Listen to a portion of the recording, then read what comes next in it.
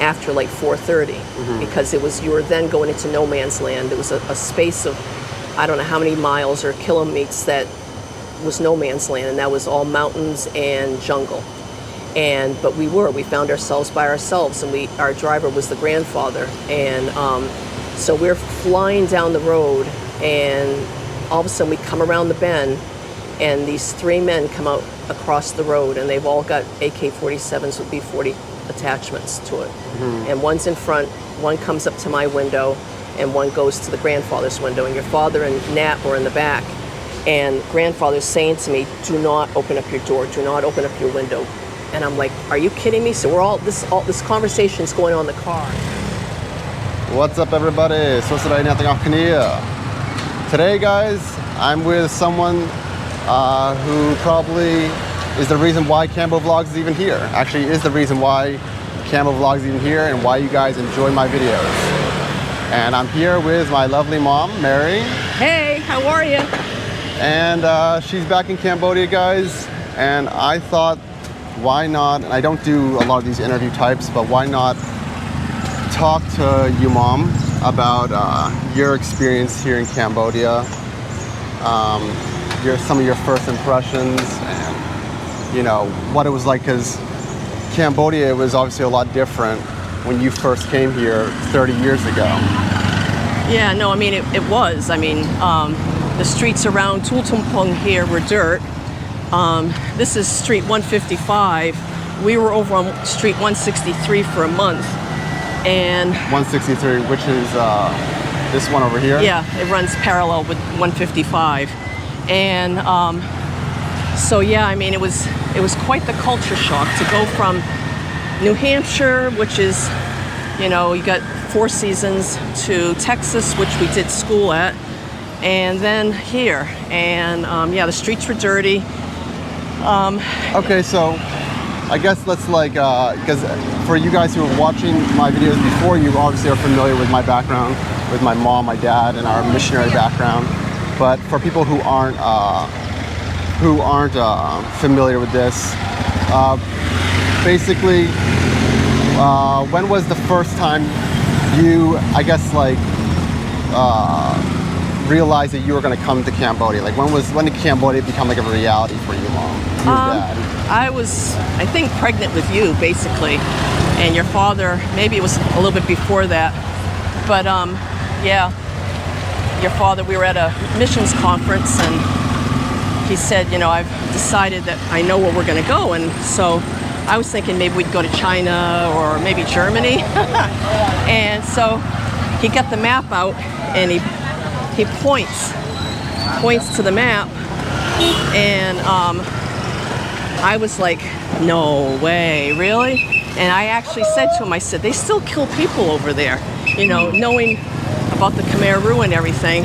Because this was literally 20 years after the Khmer Rouge. Correct. In context, this was like, it's 2025 now. The Khmer Rouge happened in 2005. Right. So basically, I think that was probably 1993, and then you were born in 94.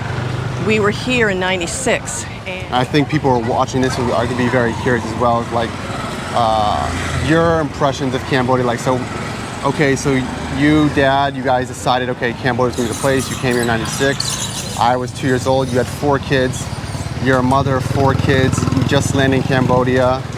What was that like? Oh, it was shell shock. It certainly was. Everything was dirty. I mean, I had a little girl that used to be pristine all the time, and she looked like a little dirt ball all the time. Who was that, Megan or Mary Kate? Mary Kate.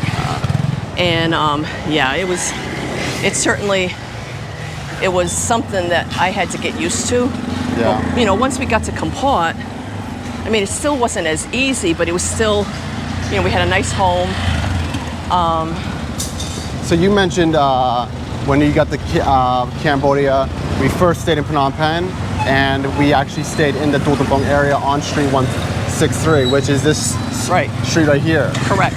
Could you, I know everything's obviously, it's been 30 years, would you be able to point where we stayed? That building down there, in the next corner. Which one? Let's go walk and see real quick. Are you sure? Because things have changed a lot since Yeah, no. 30 years ago. No, I'm positive because we weren't right on top of the market. And also, as you see, like you see some newer buildings, there are a few buildings that probably look the same or were exactly this during the 30s. For example, this one right here. Right. That style building right there, right? Right, Is that right. what was normal? Right, that's the way things, I mean, because it was right after, 20 years after the Khmer Rouge lost power, things were starting to build up, but they still weren't. I mean, there's so much building going on now. If you were to look at all the high rises and things going on, I mean, it's like night and day. But yeah, no, that building right there. Which one? The Vivo, the yes. phone? Mm-hmm. I see. Yeah. And do you have any funny stories about that building, or do you remember anything about that building? Oh yeah, no, one day I was coming upstairs and one of the nannies, so the house was owned by an aunt of our friend Leng Chu. Mm-hmm. And so I come upstairs and she's holding you, but she's dangling you over the banister. This building right here? Yeah, so on the second story. And I'm like, so I'm quiet, but I'm sneaking up on her because I didn't want to startle her, because if I startled her, she'd drop you. Yeah. So I grabbed you, and what I didn't know was that the aunt was right behind me, and then the two of us are screaming at her. So literally, that was... Yeah, I'm trying to, careful, watch your step here. Yeah. I'm trying to relate that to myself being a father and Ava being about the same age as I was when I first came. Right. But that's something I've seen the nannies do too here with Ava, and it's kind of funny seeing them do, like, hang near the balcony or just like this nonchalant type thing. They don't even think. I mean, it's not like they're doing it facetiously. There's no thought pattern about it at all, and I mean, I lit into her, the aunt lit into her, So when you, wow, look at that guy, actually, it's hilarious. Oh my God. I can zoom in later on when I'm editing the video. Yeah, Jesus, look at that guy. Just standing there. Yeah, just like a Native American. No harness or anything. Wow. Crazy. Speaking of being nonchalant. Yeah, he's just hanging there. I mean, he's just... But, right, so going back, so we came here in 96, you moved to Phnom Penh, you were in Phnom Penh, and we were here for 6 months, you said? No, we were only in Phnom Penh for 28 days, and then we went down to Kampot. And so, once again, like, Cambodia was a completely different country. Still, like you said, it was a lot dirtier than it is now. Yeah. Safety reasons, there was probably a lot of crime. I mean, there was definitely a lot more crime. Yeah. And then you have 4 kids, and but you're also on this missionary mission to spread the word of God. So, like, how was it? How were you able to how was it for you to juggle that, or like what am I trying to say? Adapt to Cambodia. We'll go over here and cut across. Okay. To adapt to Cambodia, still have work pretty much, or have this mission, but also try to raise these 4 kids. Like, what was going through your mind at that time, Mom? I mean, your father was the one that was out in going out into the countryside, and I have to hand it to him. I mean, he did a really good job church planning, and I was home with you kids, and so it made it, it still was an adjustment, but homeschooling you guys, I mean, you were little, but it wasn't bad. Then as we moved a couple different times, and always incorporating the country, the language, because our house was multilingual, multicultural. We ate like Cambodians. We didn't we weren't eating American food. it was cheaper that way too. With Right. I don't remember ever eating American food, and if I did, I never liked it. I Right. think you guys would make like these pizza baguettes sometimes, and Right. that was always the worst day of the week for me because I was like, oh, I hate this crap. Right. Well, Sundays was the day that the cook was off, and so, and we didn't have a normal stove. We had these pits where we burnt charcoal, and you knew when it was Sunday because the house was filled with black smoke. So after we were in Kampot for about a year, and then you got pregnant with Joe. Yep. Yeah. Well, I had him a year later. So, Right. So you were right. Because Joe was born in 97. Right. January 97. Right. We arrived here February 2nd of 96. So were you already pregnant with him? Did you already? When did you know that you were pregnant? I didn't for a while because I had typhoid twice. I was like really sick. And when did you know that you were pregnant? Probably, I don't know. I was probably 6 months along. And you were here. We were in here. Yeah. And so then what was that like? You were in this brand new country. Still, like you said, it was unsafe. And Right. now, as a mother, right, you're dealing with Pregnancy. A pregnancy. So Yeah, what was no. that like? Well, I mean, it wasn't like it was my first pregnancy, so I knew right away that I wanted But it to. was your first pregnancy without proper health care. Right. But the good thing was is that our landlady, her daughters were midwives, and I found that out just right after we arrived here. One of them was getting married, and I said to my landlady, I said, so what are you doing? She says, I'm a nurse at the hospital. I'm an emergency room nurse. And I said, oh, that's cool. And I said, and P and Doit, the daughters, I said, what are they doing? They're nurses, but they're midwives. And I'm like, yes, perfect, in case I have another baby. Right.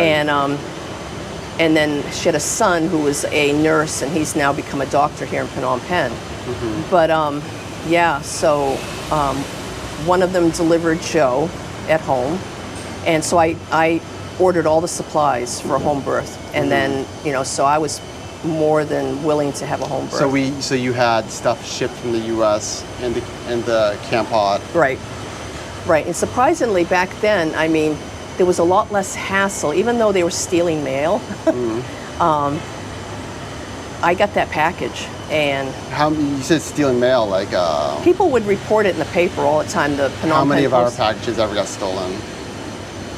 Maybe letters, because if they contained pictures, that was the bizarre thing, was that Cambodians back then wanted pictures of barangs. So that they could say, oh, these are my family in America. I don't know. That was my reasoning. Because why else would someone steal mail? Yeah, maybe if it was like thicker, they thought it was money, contained Possibly. money. But I was like, just give me back my mail. So it didn't happen that often, but it did. It happened a couple times. But yeah, but that package arrived. And so that was really good. And yep, had Joe 37 minutes. He was the quickest delivery I ever had at home. And it was actually, your father was having one of his English classes, and I was chasing the chickens. We had chickens. Yeah. And I was chasing them, getting them in, and I kept on yelling for my midwife. She's right next door. I says, I think the baby's coming. And she said, okay, I'll be right there. And so I said to your father, I think you better stop the class. And so basically 37 minutes, and I had delivered Joe. Wow. And all the students were outside the windows going, yay! So. And then did Dad carry on his class after that? No, because it was just, it's one of those classes that ended like, I don't know, 7:30, 8 o'clock at the most. Yeah, So yeah, by then, no. So,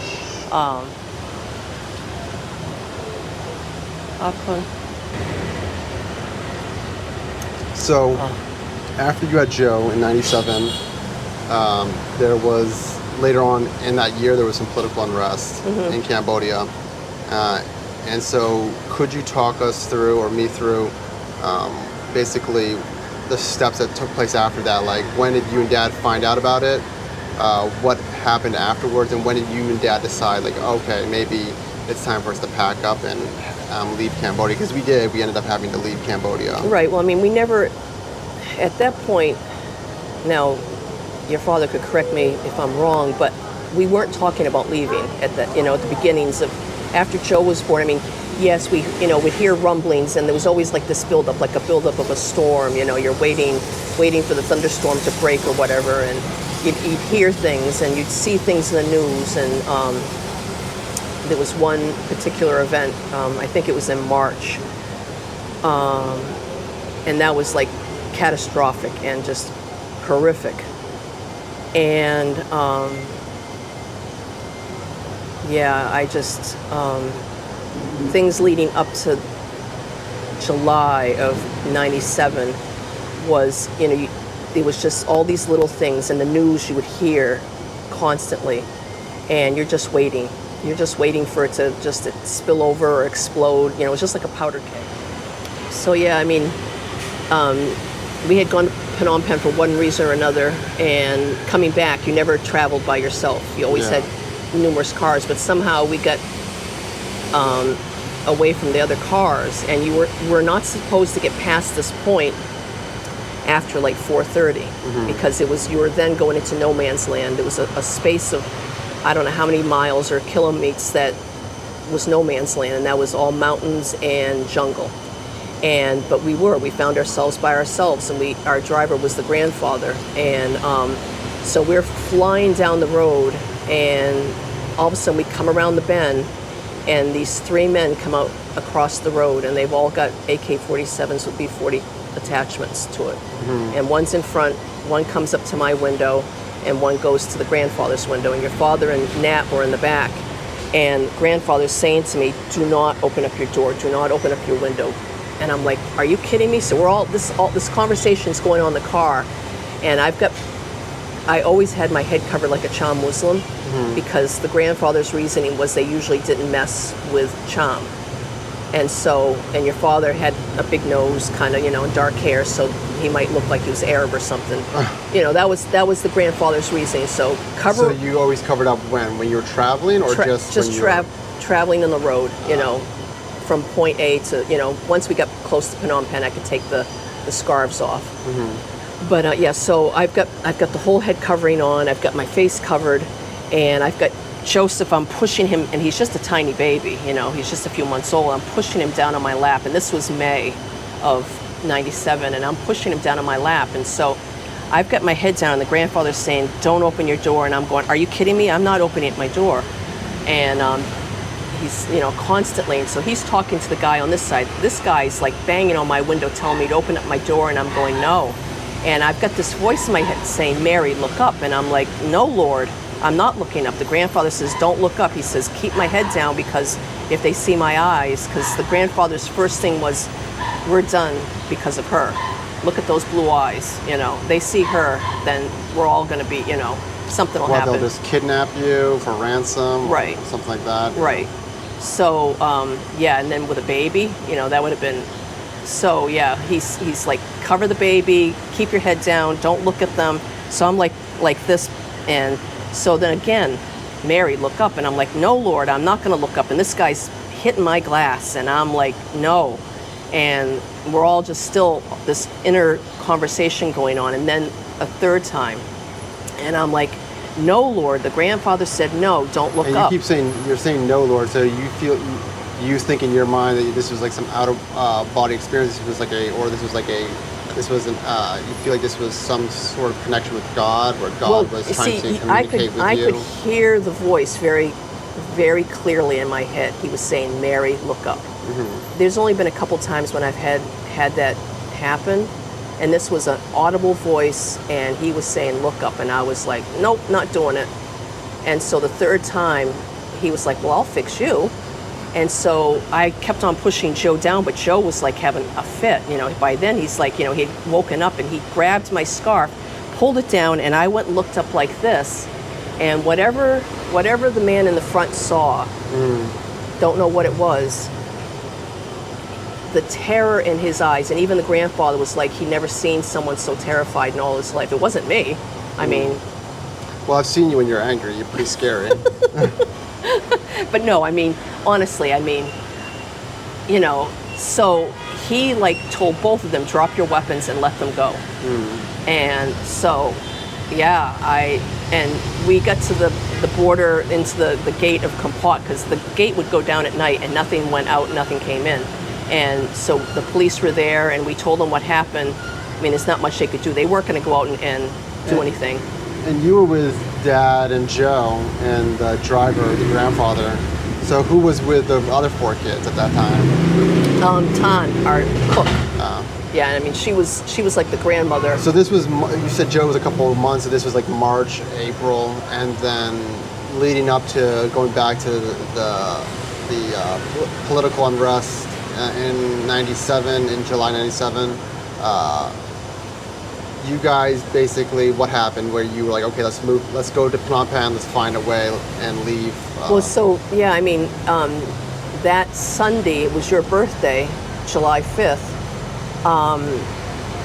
and our one of my really good friends, Sita, comes running in, and she was crying and everything, and she says, Phnom Penh has fallen. And didn't know, so we were just hearing different things.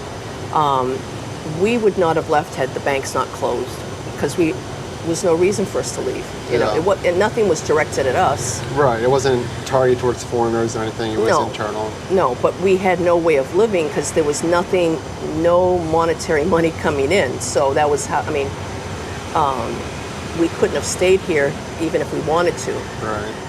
And the American mission at the time, because there was no embassy, they had no clue about us. And then my good friend Linda McKinney, who was the liaison, she says, well, we've got a family with 5 children down at Kampot. We need to get them out. And they were like, what? So they basically, the French embassy was like, okay, we'll figure something out. French embassy, of all people. We're trying to get just all foreigners out, or? Yeah, because we were, as a group of foreigners in Kampot, we were thinking, we'll hire a boat, we'll go to Vietnam. Because we were closer to Vietnam. We were only like, 40 minutes from Vietnam. We'd go to Vietnam, we'd be safe, But, with 5 kids, hiring a boat, I mean, we could have done it because the Cham do it all the time. Yeah. So, I mean, this was the nonsensical thinking that everybody was trying, we were wanting to get out because we didn't know what was going to go on.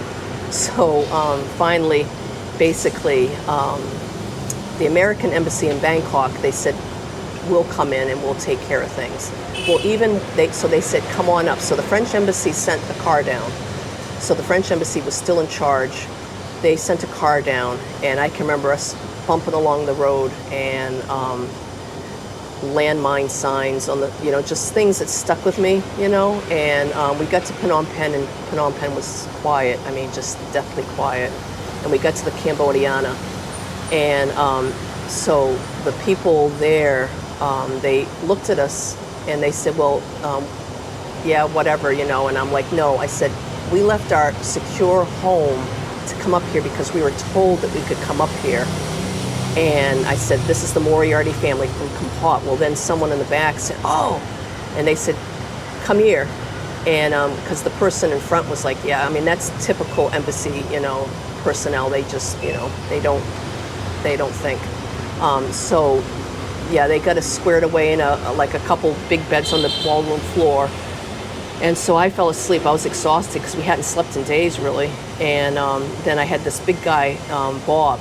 I'll never forget. His name was Bob. And he comes up and he says, when do you want to leave? And I'm like, seriously? I said, like yesterday. And he's like, but we can get you on a flight. And I said, fine. And so, like, we were all spread out all over the place. Your father had gone off with the kids to try to get hamburgers, and because they weren't providing meals at the hotel. Yeah. And so, yeah, then it was one of the ladies from Bangkok, and she came up and she gave me a $100 bill, and she said, for when you get to Bangkok. And so when she was from the Thai embassy or the American embassy? The American embassy in Thailand. Uh-huh. So, yeah, so when we got to the airport, which was non-existent, the jet engine for the last plane was like going full throttle, and you were all of, let me see, so that was 97, so you were 3 years old? 97, yeah. So you were just turned 3. Yeah. So the pilot of the plane picked you up, had you like this, and picked up our one and only box with everything in it. We had like a big Rubbermaid tote, And he said, as soon as you pay the fee, and I'm like, pay a fee? I mean, there's no airport. Why are we paying a fee? And he says, just pay it. And I'm like, okay. So we paid the fee. They had rocks on the papers. I signed the papers, and he said, run. And he says, we're not making any preliminary anything. Just get in there, buckle up, we're taking off. So we were literally the last flight out. And I won't go into detail about why, but yeah, we were the last flight out, and we held, I mean, there was this collective, everybody held their breath until we got out of range of any kind of anti-missile. And once we did, it was like, you know, everybody was like, we had people from Qatar on the plane and stuff, and we were all just so happy. When we got to Bangkok, I was like bawling. I was like, you know. When you, so this was July 97. This is about a year and a half after you first came to Cambodia. And can't say it, was this the first time you left Cambodia? So like when you came to Cambodia in 96, was that the first time you left Cambodia? Yes. Was because of the coup? Yes. So we didn't really leave on a good note. No. Was there anything in the back of your mind thinking, oh, I need to, maybe this isn't the place for us, or were you and Dad just like, it's okay, we're going to go back to Cambodia, because we went back in 98, right? Right, we went back in March of 98. I literally went, when we came to Cambodia, I went kicking and screaming. I hated it, didn't want to be here, and I really thought that, you know, this is probably my punishment from God, that I thoroughly messed up, you know, and so by March of the following year, when we came back here, I was ready to come back. I had, you know, missed Cambodia, and there was still always this love-hate, you know, relationship. You know, there's days when you like, oh, can't stand it. Yeah. You know, I mean, which I feel even today. Yeah. Right. I mean, it's normal because it's anywhere you live. Yeah. Right. I think aside from, you know, the fact that it's not our home turf, you know, but I do love Cambodia. But yeah, so I was ready to go back, and I was happy to be back. Well, this video has already gone on for 30 plus minutes. So at least we were able to kind of discuss your first impressions in Cambodia, what it was like being a mother in Cambodia in the 90s, dealing with some of these things, and then also leaving Cambodia in 97. Right. But I feel like if we kind of went through everything that kind of happened from 96 to 2007, it would take a couple hours. So I think what I'm going to do, guys, I'm going to end the video off here, but let me know in the comments if you guys enjoyed this conversation with my mom, and if so, what I'll do is next video we can start up again where we returned to Cambodia in 98, and then what that was like, where you kind of had you already knew what Cambodia was like, and it wasn't just like a brand new thing, and you kind of had maybe a more fresh outlook on Cambodia, and some of the interesting things that happened during that second leg of our Cambodia experience. But yeah, anyways, guys, thank you for watching. I appreciate you all, and we'll see you guys in the next video. See you later. Bye.